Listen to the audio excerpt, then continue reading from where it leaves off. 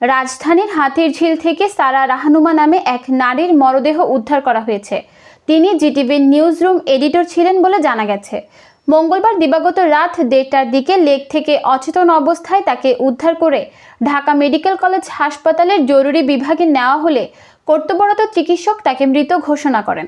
মৃত্যুর বিষয়টি নিশ্চিত করে হাতিরঝিল থানার ওসি সাইফুল ইসলাম বলেন, প্রাথমিকভাবে মৃত্যুর কারণ এখনও নিশ্চিত হওয়া যায়নি।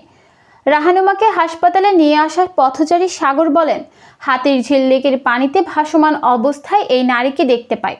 পরে অচেতন অবস্থায় তাকে উদ্ধার করে ঢাকা মেডিকেলে নেওয়া হলে চিকিৎসক তাকে মৃত ঘোষণা করেন। জানা যায়, নিহতের বাসা কৃষ্ণচূড়া কল্যাণপুর এলাকায়।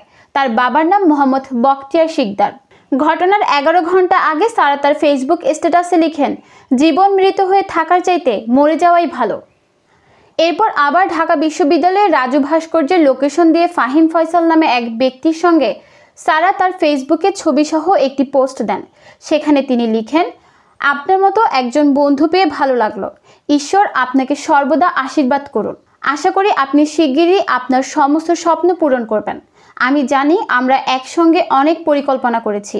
দুঃখিত, আমাদের পরিকল্পনা পূরণ করতে পারিনি। ঈশ্বর আশীর্বাদ করুন।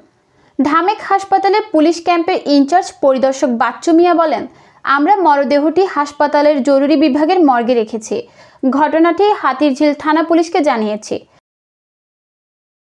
নিউজ ডেস্ক, দৈনিক পূর্বকোণ।